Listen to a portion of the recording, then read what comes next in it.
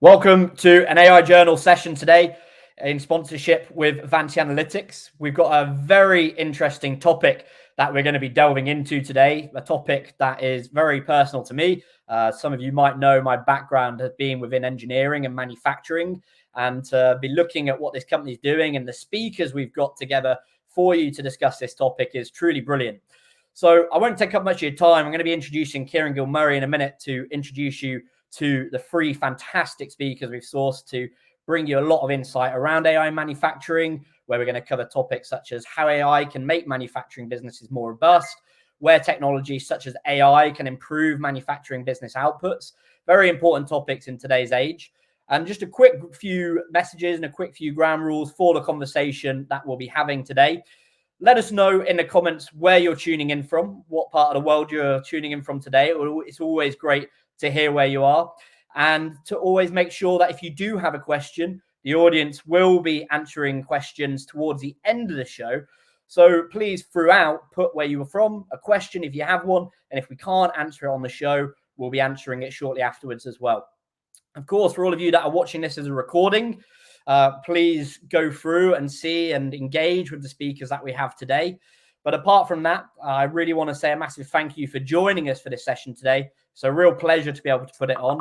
And I'm very excited to introduce you to Kieran, who will bring on the esteemed guest for today. Thank you very much and enjoy. Kieran, great to see you. Thank you very much, Tom, and welcome everyone. As Tom says, please put into the comments where you're actually from. Normally, I'm based in Belfast. Today, I'm in Boston, USA. So delighted to see everyone, delighted to be showing how technology has absolutely killed distance. Today, we're going to talk about AI and manufacturing. As Tom mentioned, we've got three amazing guests. They're going to introduce themselves in a moment. But if you wouldn't mind, if you've got questions that you want to ask, please put those into the chat session of the conversation as well. Do it now at the beginning if there's some that you cannot hold back on and you want those answers, and we'll bring those into the conversation as well. If we don't get to them during the conversation, we'll do our best. Right at the end, we'll start to get the audience or esteemed speakers to answer those questions for you. Unfortunately, Greg couldn't join us today due to one unforeseen circumstance at the last moment. But we have Thomas in here who approximately, I think, Thomas, 167,000 people will know you on LinkedIn and beyond.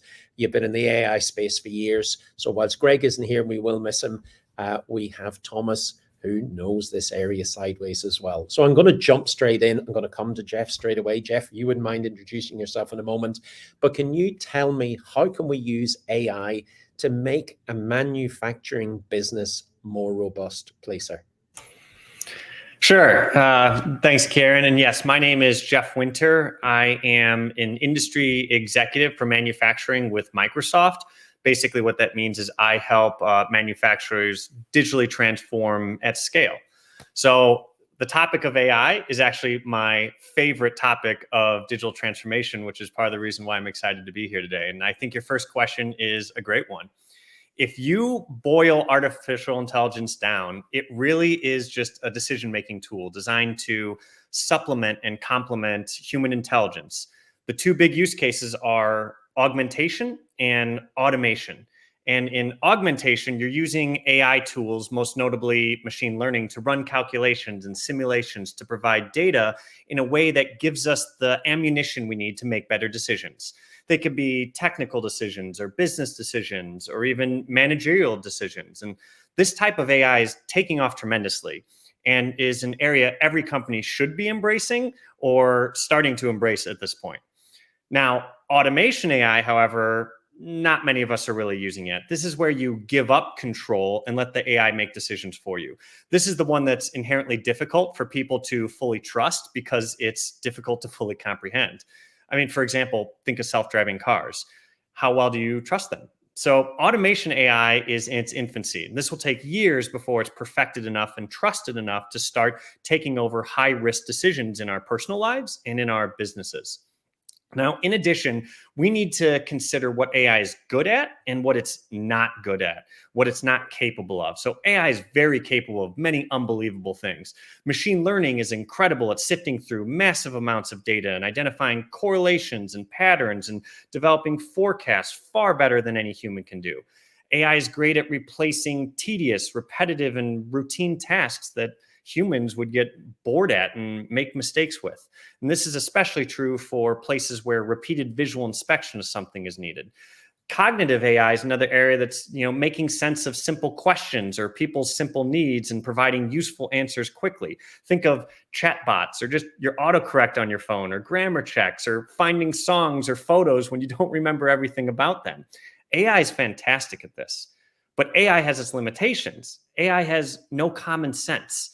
Humans have a broad sense of basic knowledge that allow us to make sense of situations quickly by understanding what's important and what's not important without needing to run through trillions of calculations. For example, we can quickly tell if we walk into a room that we shouldn't have. That's easy. Another great example is a 3-year-old or a 4-year-old can answer this question. What weighs more, a pencil or a toaster? Which, by the way, that very question was asked by Kevin Lacker of OpenAI's new GPT-3 language, where the GPT-3 said the pencil was heavier. It couldn't find enough data on discussions on the internet about relative weights of toasters and pencils, so it gave the wrong answer. But when asked to compare about an elephant and a mouse, it got that one right. And this is because deep neural networks don't really possess discrete, semantically grounded representation of the stuff the way that we humans do. So it struggles with common sense models. AI also struggles badly to replace true subject matter experts. We're always going to need experts to make sense of the big picture and identify the subtle nuances and honestly even help improve the AI models. So I don't see AI replacing subject matter experts for a long time. So to start, I would say use AI for augmenting decisions because there's so many use cases out there that can be adopted with low risk quickly. With machine learning, you can model out things, what they would look like if you just change different variables, everything from people's behavior to production processes. And then you can use this information to make better management decisions. So you should look for places that are where decisions are being made where you aren't using data, and having the data would help. Financial projections, scenario planning, market analysis, production forecasts. In these situations, using AI will make a massive difference in your business. Gosh, I think in the numbers of places that you described where AI is working, I'm not too sure there's many places where AI isn't working. I just wonder whether we're aware of it at this moment of time or not. Samadar, if I could come to you, would you mind again just introducing yourself? Tell us where you're dialing in from today. And then would you also tell us how can AI make a manufacturing business more robust as well, please? Yes, of course. Happy to be here today, and thanks for putting this together.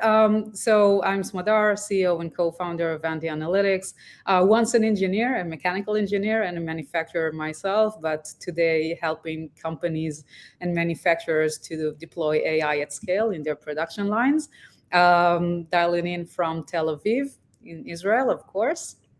And actually, if funny enough, I think that for manufacturing companies these days, the robustness is coming and depends heavily on their ability to be agile in response to changes. So we see a lot of changes in these days, of course, with COVID and supply chain disruptions and changes in customer preferences, fluctuations in demands, and a true value or the robustness of a business is to be able to accommodate these changes and to be dynamic and to respond to them very, very quickly. So just think about a specific example. Now you have a new component coming in from your supplier. You're a manufacturer, you need to assemble a lot of things together, and you have a new component or something you cannot reach at this point, a material or something you need to put in together. And now you need to ramp up and accommodate that, a new line, or to fit in to your existing process. And if you're able to do that, let's say in a day, so to take into account using AI, all of the different parameters and the different dependencies that Jeff just mentioned, taking, all of these data points together and to be able to leverage that to move quickly and to ramp up your capabilities to manufacture your product or a different product with all these changes with minimal waste and not throwing out any valuable material, that's a huge competitive advantage. And that really brings robustness to the business. And of course, the value for the manufacturer is enormous. And AI is very, very powerful here, like Jeff mentioned. So first, how can you do that, ramp up in a day? So how do you do that with AI? Just think about it as a place or a system where all the accumulated knowledge from all the experts and all the products that you've manufactured before, all the know-how and the data that's out there and you gathered, now AI is so powerful to learn from that. And what people have in their minds, the amount of data that is accumulated on like years and years of experience, AI can do for you in hours to sift through that enormous database and just all of this experience. And the second part is taking all of these different parameters into account, understand the different dependencies and very, very complex dependencies that we as a human being are just not able to, to really understand how that works together and take the right decision.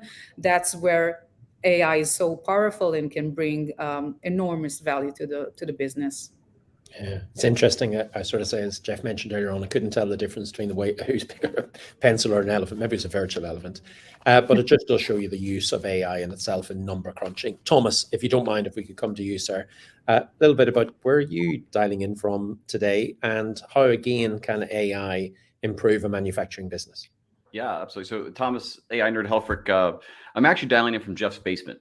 So I don't know if he's aware of that, but no, I'm in Atlanta, Georgia, and it's an honor to be here. There's so many people globally that have joined. So when anyone gives their time, I'm very appreciative of it. And I'm the host of a YouTube channel called AI Nerd and founder and CEO of a company called Instarel.ai. So thank you for the shameless plug time there. But the way I think AI is really helping manufacturing or any business, if you extrapolate it, I mean, they've already given so many great examples. First of all, I'd have to say GPT-3 wasn't saying the pencil was physically heavier. It was emotionally or philosophically more heavier because it can do more damage. Just different debate. But maybe that AI is working very well there, Jeff. We don't know. But I think how AI is really helping transform organizations from a slightly different view that I've seen as I've met thousands of companies to expand upon is it even as simple as just in the hiring and in how you acquire talent and retain talent. Because at the end of the day, you could put all the AI systems in you want, and you can use the data and you can have it all perfect. But if you don't have humans to execute, then it won't work. And when I think the way a manufacturing is already set up with the mindset of automation, with that mindset, if you think this, now how do I accelerate the remaining humans? How do I accelerate knowing my customer or the personas? So whenever a manufacturing company's building something, not to focus on those functions and features that's going to really benefit them, but really on the outcomes and the experience the customers are having and the people that are going to interact with them. So leveraging AI, and there's a ton of them out there that help with diversity, hiring, making sure that the people that you brought forth have the right mindset, the right personality, the right skill sets to execute this motion towards AI itself. And then have the other things I say that helps the manufacturer or any business for that matter is making sure that you go narrow and deep on an AI type of solution and not try to boil the ocean. And what I mean by that is that you don't want to try everything impossible and hire data scientists and just, we're doing it. But because it doesn't work. You really have to have a defined outcome and problem that you believe can be solved by high compute, large amounts of data and machine learning or what have you that you could never do with an army of people. And focus just on that and as a primary and aim everything at it, because those are the systems that seem to be working. I think where I've seen it, I think we'll get to these questions, but when I've seen companies execute this, manufacturing not, when they focused on the people that interact with and they focused on one good use case and good technology behind it, that's where it makes the company more robust agile, and have all the availability to get the full power of what we'll call AI that's available. It's interesting there because we quite undeliberately, we have 3 different speakers and 3 kind of different answers there as well, because really delighted to hear about the number crunching capabilities, really delighted to hear about the number of use cases, and personally really delighted to hear about the human element there. So we're actually touching many parts of an organization or a manufacturer where AI can actually influence things. Let me narrow down on one. Jeff, I'm going to just come back to you as well.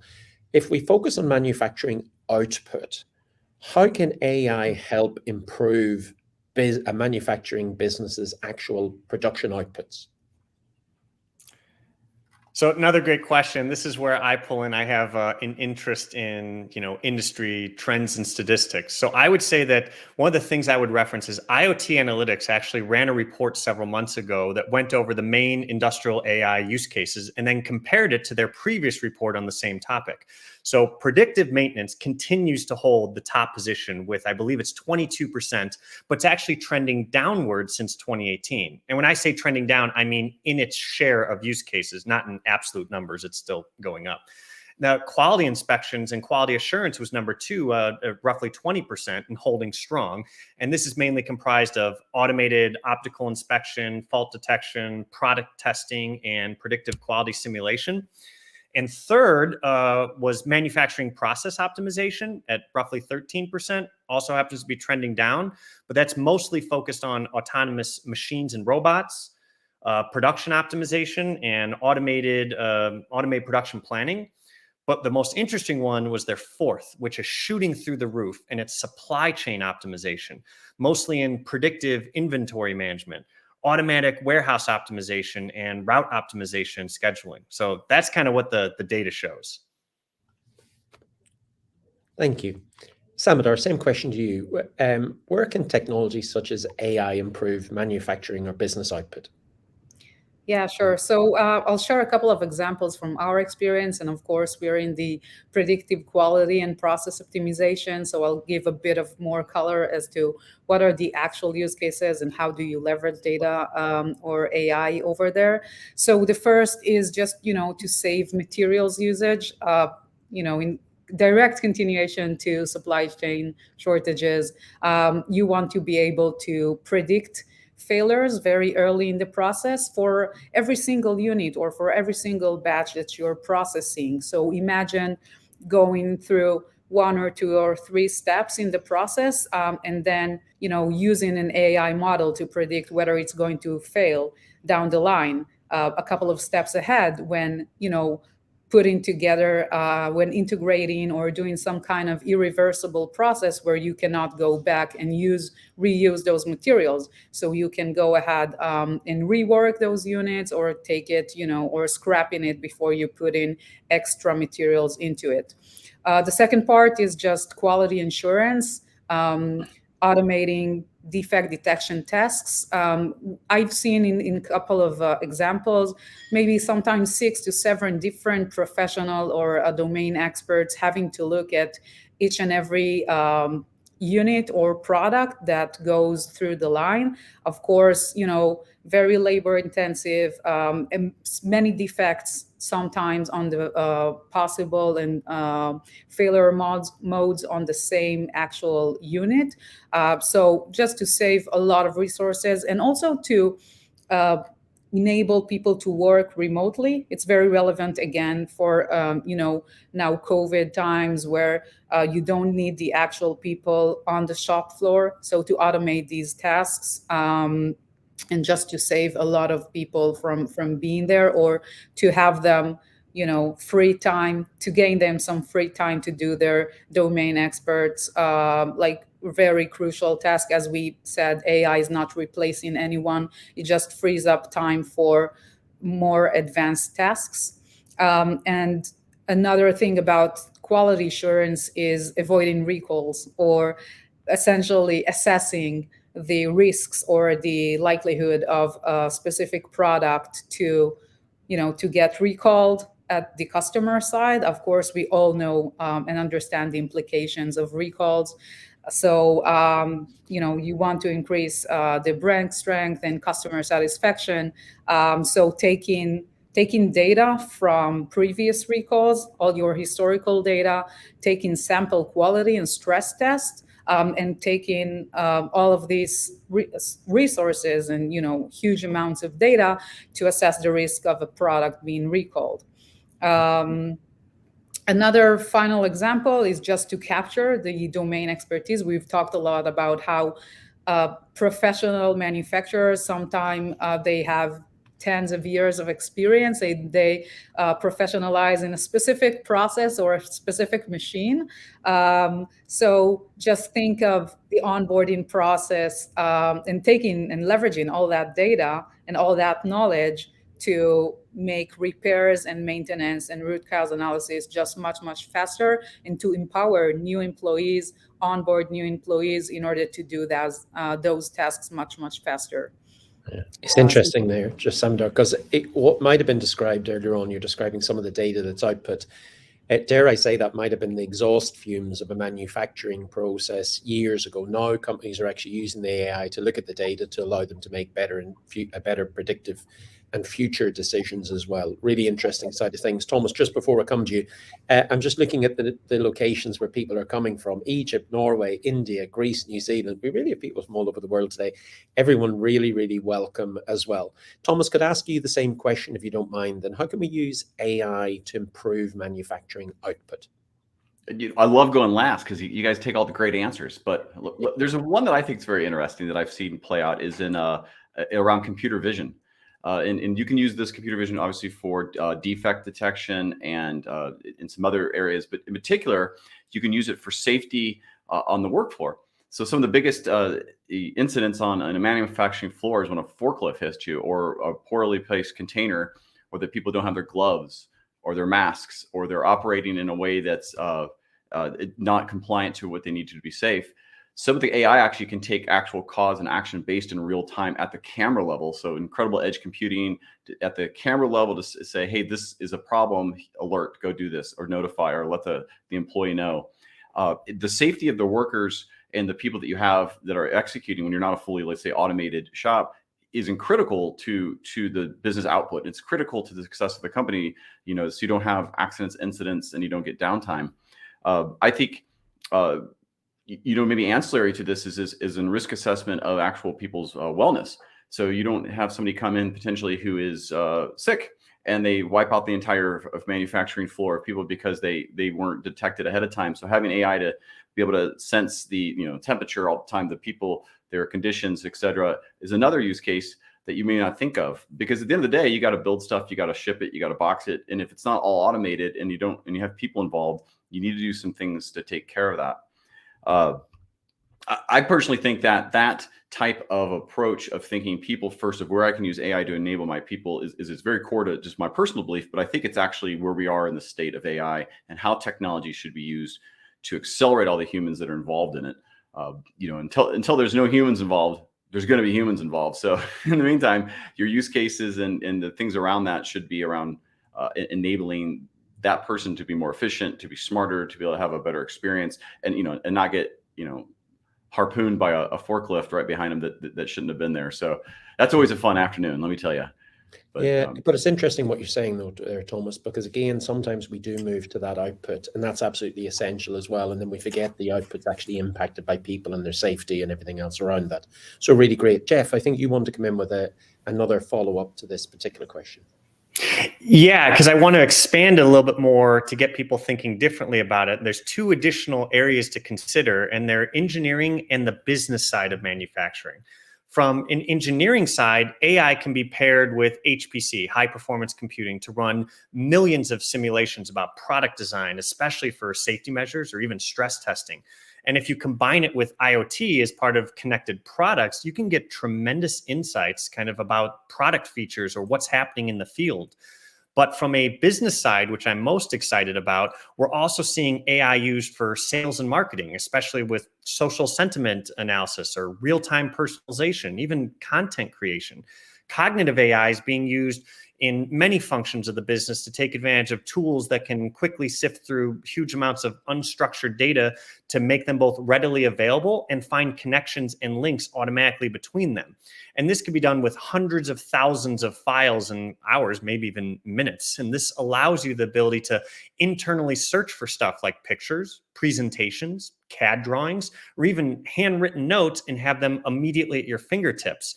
And they're always correctly organized and even make suggestions for other things that you should be checking out based off what you're searching for. So don't just think about this in terms of just the operational side of manufacturing, but as the entire business of manufacturing. Oh, wow. Some wonderful examples from everyone here as well. And welcome, by the way, we just had folks joining us from Serbia, New York, and the UK as well. I think Thomas mentioned this earlier on. What you're describing there, Jeff, just keep me clear, is there's so many uses of AI and there's so many moving parts to a business, and technology and data is speeding businesses up tremendously. So how can we use AI within a manufacturing business to become that little bit more agile to allow us to deliver more and better, quicker and faster all the time? So one of the things that that makes AI so exciting, yet difficult for most people to grasp, at least in terms of how to maximize its capability, is really in the way you think about artificial intelligence or AI. It isn't a product, and you could argue it isn't a technology, and it isn't an invention either. There's no real way that we can attribute to its beginning and probably won't be to its end.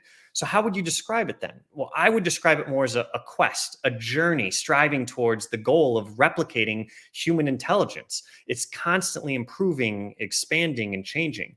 This means that AI can and will infiltrate every industry, every departmental function, engineering, finance, operations, sales, HR, safety, you name it, and every job level from the shop floor all the way up to the CEO. We're only just getting started in our AI journey, and it's already starting to show up everywhere, mostly driven by advancements in other technologies such as computing power and cost of computing resources, even the internet, sensors, and most definitely the development of machine learning algorithms and models. But what makes AI different than most other Industry 4.0 technologies is its ability to harness creativity and imagination. The sky's the limit on what you can do, and your company needs to think of it that way. So as I said before, it can help you make decisions or it can make decisions for you. So to be effective with AI, you need to change the way that you view it. And to do this, the entire company, or at least those who make decisions, need to have a basic understanding of what AI is and how it works and how it can benefit their role and the company.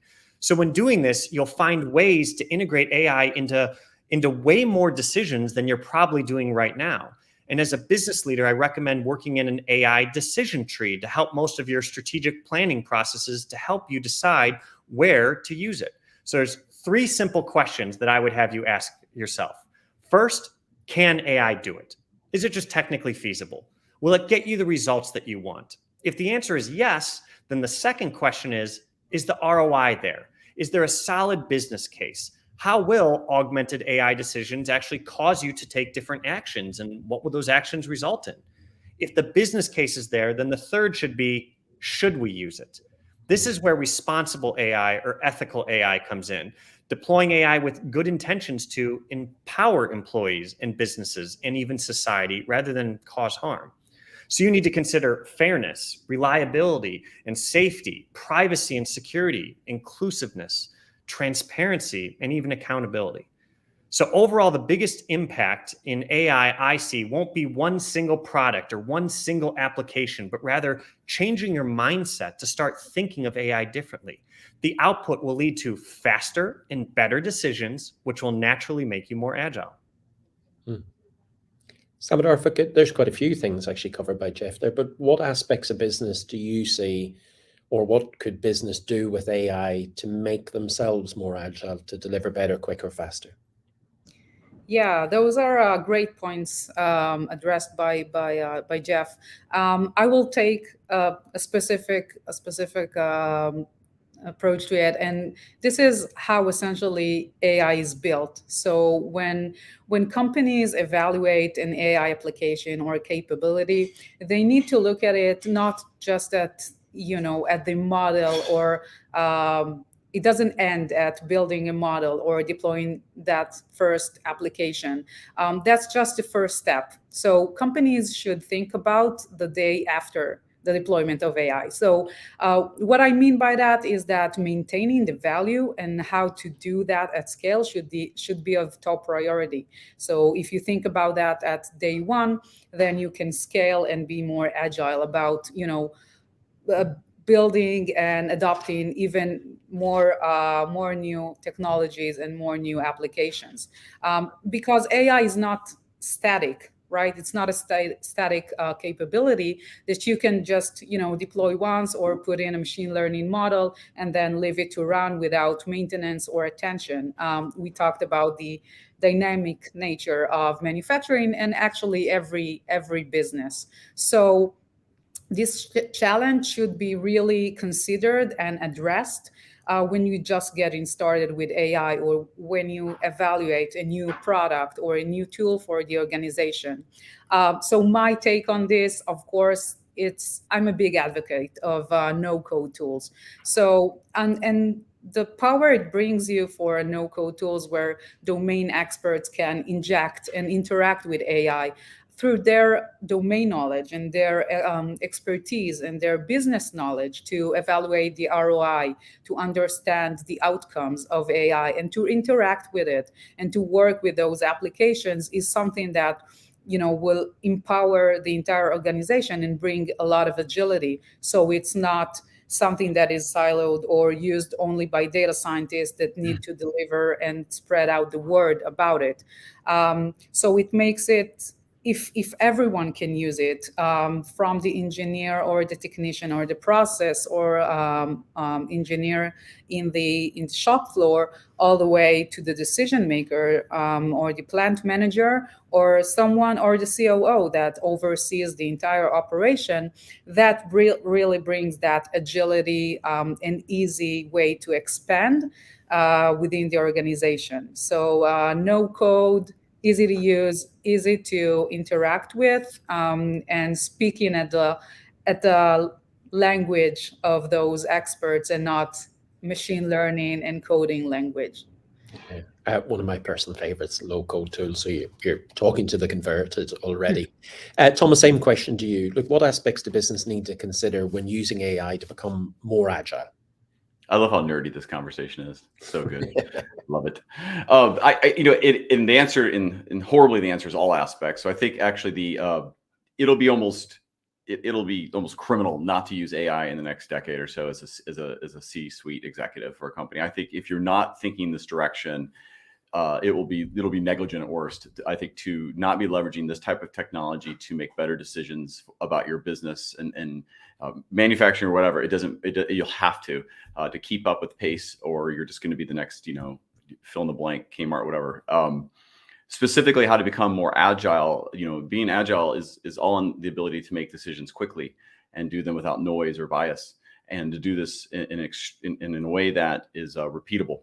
And what I love is a technology that I think should be applied to most businesses, including in manufacturing, is an AI inference engine, and not a typical logic if-then type of, maybe older types of logic or inference engines. A true decision services, decision space, where you can put your business logic and it can look at it, and this technology can actually look at a specific decisions space and make inferences of what the next thing you should do based on your own data, based on what should happen next. When you have the ability to rapidly take millions of decision points and say, here's the probabilistic next best action across your entire organization, from the color of a bottle cap to should we hire this person, should we finance this debt, or what should we do with this?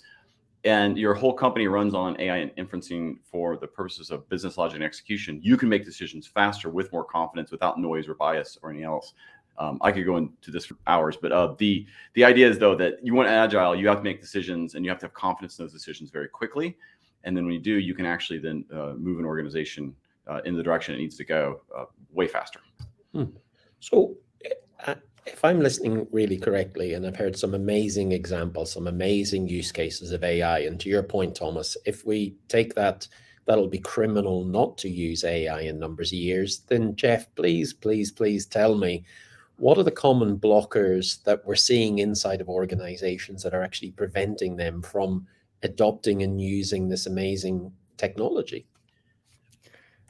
This is a great question. This is why I'm most excited to hear from everyone else as a part of it. So I would say that there are two groups of pitfalls or blocker: user related and design related. So let's start with the user related pitfalls. So first is not fully understanding how to use AI technology and align it with business outcomes.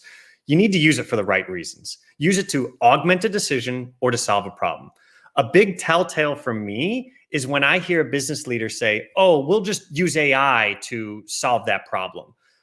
That's like saying we'll just use the internet. That's way too vague, and it shows a lack of user understanding of how it works or what it does, which will most likely result in failure. Second is not having the right team or the right skills. You need people with both domain expertise and AI expertise, which right now is specifically machine learning model selection, training, and optimization. One way manufacturers are solving this is by upskilling their existing domain experts. They already understand their subjects. Where they lack is understanding the right sets of tools and techniques for how to leverage AI and ML to drive a real impact. Now, if you can start to understand the data coming out of both your IT and your OT systems, you're going to have a lot of high value use cases that you can work on. Third is not having a data strategy. You need to develop this before you develop an AI strategy. Do you even know what data you have or where you get your data? Before you can really take advantage of data scientists and especially AI ML experts, you need to have lots of good data for them to play around with. Otherwise, they end up spending upwards of 80% of their time just wrangling and cleaning up and making sense out of data. And that's kind of wasteful. Now, a good data strategy will allow all of your domain experts who now have been upskilled to use ML tools to get the right data at the right time. Now, switching to the design side, first is poor architecture choices. AI has generally been viewed as easy to pilot, but difficult to scale, mostly because of poor architecture choices. I mean, performance, scalability, and effortless management are all important. So think big, but start small. The second design challenge is insufficient or incorrect data, especially when it comes to training data for ML models. If you've never run ML models before, you probably don't realize how much data you really need. And to bridge this gap, you may actually have to go manually label lots of data. Now, there's tools out there that can help automate this, but you need to make sure you have enough data to build accurate ML models. Salvador, same question to you then. The technology sounds amazing. We can label, we can fix data, whatever else. We've got the low-code tooling. So what's stopping organizations adopting all of this and leveraging every benefit? Yeah, great question. I loved your answer, Jeff. I think in direct continuation, again, to that, what we see, so two common pitfalls I see with when engaging with manufacturers is the first is going just with the wrong use case. So we've heard that the number one use case is predictive maintenance, but you should go after it only when you understand the business value. You shouldn't go after it because someone or their customer asked them about it, or because you heard it's trendy. It reminds me of a call I had with a very high-end manufacturer for the automotive industry. And he was very persistent about, I want a predictive maintenance application. So when I asked him a bit about, how often does your equipment actually fail? And in turn, of course, what's the business value you expect from this project? He kind of admitted that it rarely happens. And most likely the ROI on this project would be negative. So it ends up, with eventually going through a project and then being very disappointed with AI and not trying, for the next projects or the next applications. That project is bound to fail, even if we have the best algorithms in place, because the ROI, it doesn't make sense in this specific predictive maintenance use case. So that's one major pitfall. And the second one is just, as said before, setting the right expectations. AI is great, it's amazing, but it's it's not bulletproof. It's never 100% right. You don't have a machine learning model without trade-offs, without false positives. You need to take all of this into consideration, to put that in your ROI calculation, and to really choose what are you looking to do, and set the right expectations. And you need to understand that before you kick off such an application or a project, and to have a very concrete success criteria.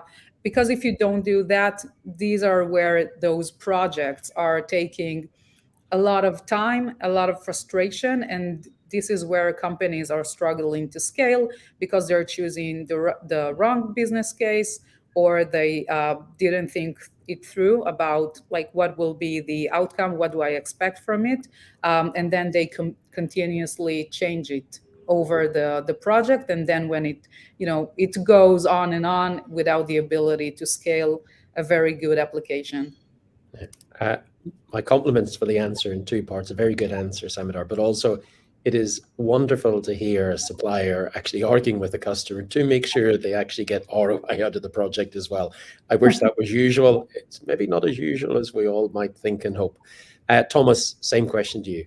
Yeah, she took my answer of expectations, but I will say managing your expectations is incredibly important. The pitfall usually is, I think, sometimes a step before that in the business case that justifies the investment. And a lot of times the business cases are often heavy replace people focused, where the operational savings and benefit are centered around labor cost takeout. And when that's the case, you've set yourself up for an expectation of, we're going to replace humans with these AI and have fund the business case this way, and not focusing the business case on the maybe different types of benefits as well. That's a big pitfall, because the investment needed in the time it takes to implement one of these it takes time. It's not going to happen overnight, and oftentimes the business case will fall short, which drives your expectations and people's tolerance for the investment down. Another big pitfall is in the communication to the organization itself. So change management is key. The robots are coming, AI is taking the world, Skynet, Terminator, fill in the blank. If you're not out there communicating with your organization from day one of what your technology strategy is, in specific around AI or automation or whatever have you, the people will just make assumptions based on their fears and what is, trending on Twitter at the time. So you might want to make sure that you've communicated, we're doing this to improve your lives. Customers, we're doing this so you save money and you have better experience with us. Whatever the message is, start with something. Hopefully it's better than bad, but that ties the expectation on twofold, is just the internal funding of it, and then people's perception of it in your own organization. Yeah, I really love that answer, Thomas. I think very often we don't paint the shiny picture that says, look, get to the end of the yellow brick road and there will be something wonderful there. So if that's the case, then Jeff, tell me what an amazing AI-infused manufacturing company looks like. Get me excited here so that I want to go in the journey with you. This is a great question. I would say that there are three things that you would look for in an exceptionally AI-infused company. First is a simple question. Is your AI positively impacting the bottom line? Not just that you're using AI, but that you're repeatedly getting value out of using it. Every company will have a different determination of value, but the answer should be yes. And if the answer is yes, you should see AI directly helping grow the business linearly year over year. Second, are all business functions using AI? One department successfully using AI could make a big impact, but if all the other departments aren't using it, this isn't an exceptional use case. When all departments collectively are using AI, you can start to really push the boundaries of science and technology. You'll end up figuring out new ways of making materials, or new ways of managing energy, or achieving sustainability, or even totally different engaging with new customers or new markets, and developing entirely new business models, and ultimately new ways of innovating. So this goes way beyond just improving efficiencies or effectiveness, but fundamentally changing the business. And lastly, I would say when you build a self-sustaining AI culture in the company where anyone and everyone can quickly take advantage of AI for their applications. Since you'll never have a company of data scientists, you need to take advantage of the low code or no code tools, like Smadar said earlier, that let most people quickly spool up AI systems or ML models. There are new tools out there that literally let you translate normal human language into programming language, so you can just type in what you want and lines of code or even entire functions can be written for you. And this now brings AI into the hands of a much broader audience. So when you get most people finding ways to augment or automate their decisions with AI, that is when you have an exceptionally AI-infused company. Okay, Smadar, same question. Get me excited here. Tell me what the future looks like now that we're AI infused. Paint that picture, please. Yeah, perfect. Great answer, Jeff. It's all about the culture. I totally agree here. And I'll just leverage all of my previous answers and summarize everything. I think an exceptional AI-infused company is where everyone, in the broader scope, every single person in the company, not just the data scientists, also the domain experts, the managers, everyone are aligned on AI capabilities, how to think of AI, what can be solved, what cannot be solved, how to evaluate the ROI on an AI project, or define the goals very strictly upfront. So to be aligned on that, and everyone really educated about how AI works and what to expect of it, to remember that it's never 100% bulletproof. And again, those low code, no code tools to, and also the access to access these tools, and of course, the entire data sets, and just having everything under their hands so they can leverage that in a very scalable and easy way to have AI like another screwdriver in your toolbox, essentially. So you need access to the data, you need to know what to do with it, and to have a very easy way to experiment and test it, and to evaluate it. Okay, so a brilliant answer as well. Thomas, just before I come to you, if you don't mind, we'd asked the audience earlier on to pop in some questions. Thomas has now got answer. That's the end of the panel, who've been exceptional. Would you mind putting your questions into the comments, and then we'll start working our way through that. With 10 minutes or 12 minutes left of this webinar, we'll try and get through as many as we possibly can. So Thomas, what does an exceptional business look like when it's been infused with AI? And then we'll come to Jeremy's question. I'm going to take the yes and approach here, where my smart and smarter hosts they've already answered incredibly well. So I'm going to say, do you have a chief AI officer or equivalent? And does that position have a funded innovation program that is directly aligned underneath with talent development? Because I believe it's for sure, there's a massive shortage of really well-trained technologists relative to the demand of what's going to be, because companies, even manufacturing, are becoming technology companies first, and what they do second, and they have to be led by technology. So from C-suite down, you need the components, and you need a leader with a vision. You need innovation that's funded, and you need a really good program for developing that talent and retaining it, so you can sustain and continue to innovate. Because if anything, technology has shown us that it can evolve rapidly, and the organizations that can keep up with that will ultimately, they'll be prime examples because they're infused with AI from day one. So I think those three main components show that you're an organization that's what we're doing. You've hired it, you've funded it, and you're developing it. Yeah, it's three simple things, but missing in so many places. And I think if the employees and the team don't see that, what I call executive level commitment in terms of cash, time and money and investment and assets, it sometimes doesn't work. Okay, so let's go to some of the audience questions here. And then let's see, Jeremy, I think, had a question a moment ago. And let me try and interpret this, Jeremy. And if I've got it wrong, please let me know in the comments. So we talked a lot about AI, we talked a lot about data, and we talked a lot about IoT devices. What that then suggests to me is that there's going to be more places where potentially there'll be more metadata, and therefore that metadata can be hacked, interpreted not just by folks inside of the organization, but the threat surface has suddenly gone far wider than just the central on-premise server, whatever it is, in some PCs. Thomas, if you don't mind coming to you, look, what do firms do, and I'm assuming to protect themselves, to think about this threat, and then a little bit beyond? I mean, they answer the question that's specific to, should metadata and say, absolutely. I mean, it should be at the core underlying, architectural levels of business models, right? Of our security, what we do to protect our customer, our employee, our IP, any system, AI or not, that exposes that or puts that at risk is a fundamental error and a big boo-boo to get technical with you.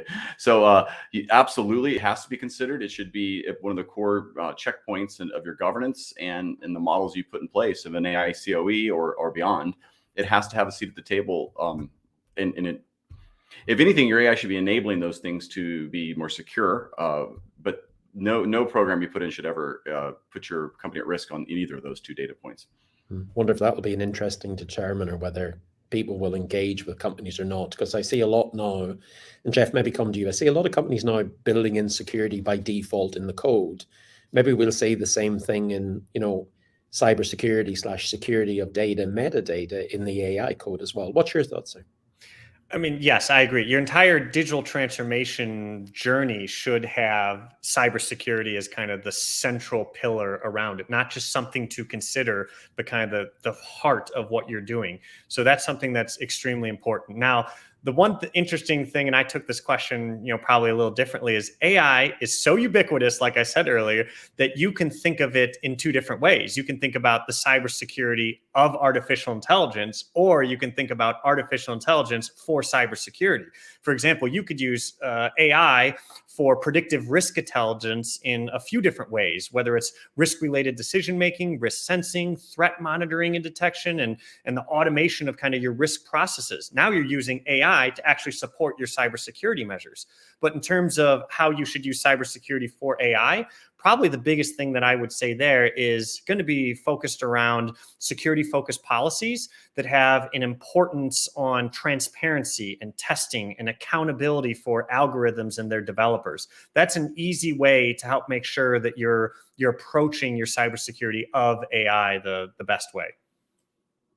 Interesting. So again, Jeremy, hopefully we covered that off, but there's quite a range of answers there, because with all the data, all the instances, all the examples, there's a lot to cover.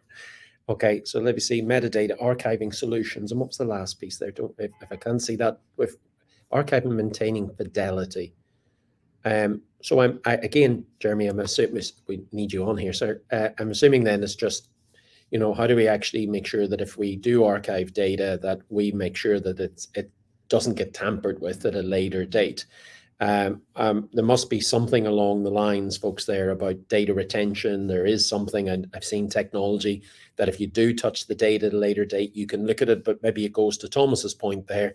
If you don't have a chief data officer and you don't have great governance and you don't have people checking this because you haven't funded your program correctly, then there's probably a worry about the actual data that you've got. Folks, if we can't get to all the questions today, please connect with everyone on LinkedIn. We will try, if there's questions in the comments that we don't get to answer those as well. So let me come back, and there was another question in here, and this one was to Jeff. What about synthetic data to bridge that gap in data availability? Now, I'm going to interpret this as it may not be real data, but if there is a gap, then it's valid data, and that's allowing you to create the data that you actually need, presumably to build the models that actually work to drive better decisions. Have you ever used synthetic data, folks? And Jeff, maybe come to you first, or is it always, every time, every day, real data or no data? It's a great question, and synthetic data is used heavily for AI and will continue to take over heavily. I don't remember the exact statistic, but I think within like 5 years, something like 80% of all data used for AI and ML models will be synthetic data. So you have your real data, which is directly captured or directly taken. And then you have your synthetic data, which is generated data based off of real data through algorithms, models, and stuff to actually generate data. And it's extremely powerful, especially when you're running simulations. I mean, the best example is, there's times where you don't want to crash a particular car, 1 million times to understand the impact it would have, but you can model through simulated data, through synthetic data. You can run the simulations to provide a tremendous amount of useful insight without needing to collect the real data, because you're always going to be limited on real data from either logistics, cost, or privacy. Like, those are going to be reasons why you can't just collect all the data. So synthetic data absolutely can and will fill the gap within just a few years. Oh, wow. It's interesting because you mentioned there about, you don't want to crash the car with real people to get real data.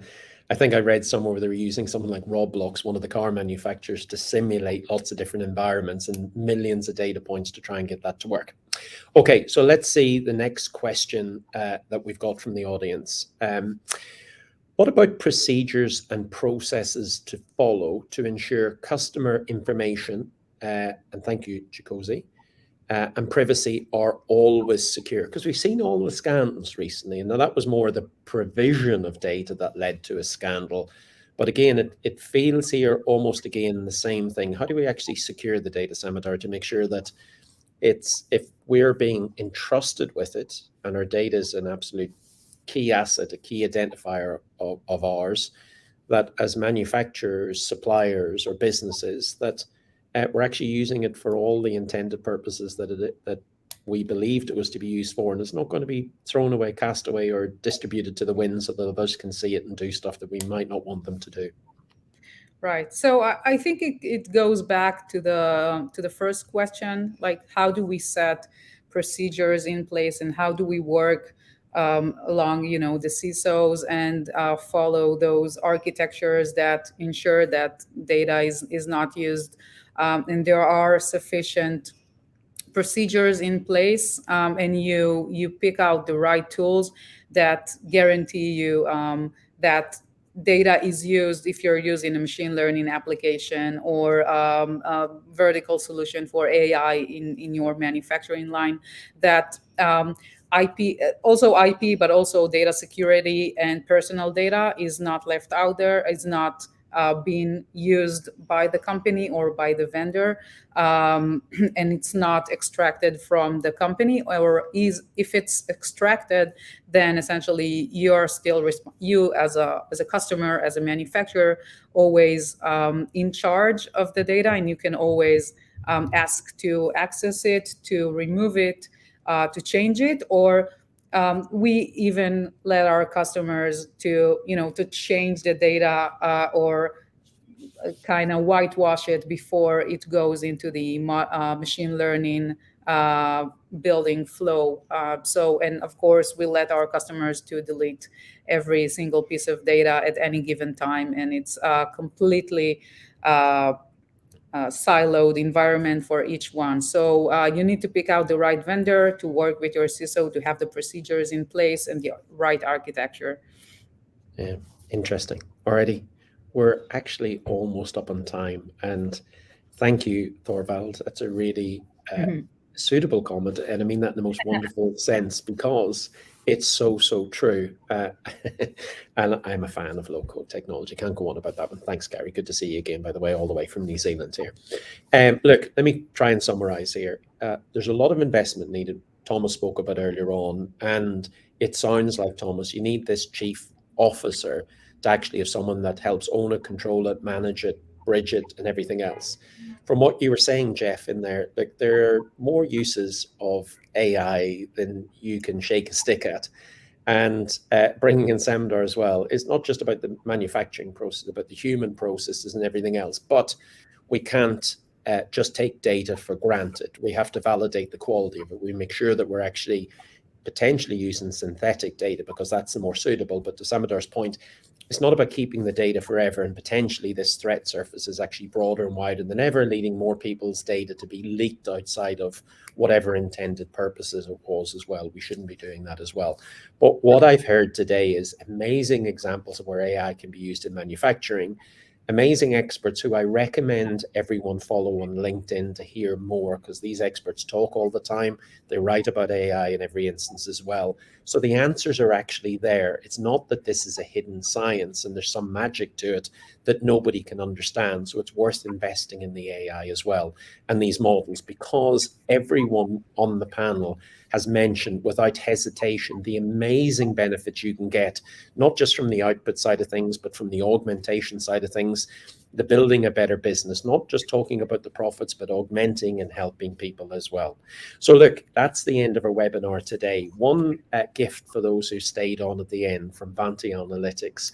We will be pumping out this recorded session. Everybody will get a copy who's attended today, but also there'll be a link in the recording and the email out to you all of the connection on LinkedIn that brings you to a page on the Vanti Analytics website that allows you to get a trial and a demo of the product, where manufacturing organizations will be able to leverage the Vanti team to be able to come in to use their data to see how powerful AI can be for their manufacturing business. I wish everyone across the world, and we had people from New Zealand, welcome Gary, Serbia, New York, London, you name it, we had everyone. I wish you every success, health and happiness. And until the next event, we'll see you soon. Thanks very much, AI Journal. Thank you very much, Samdar and the team from Vanti Analytics. Thanks, folks, for answering questions and staying with us. Have a great day. Bye. Thank you.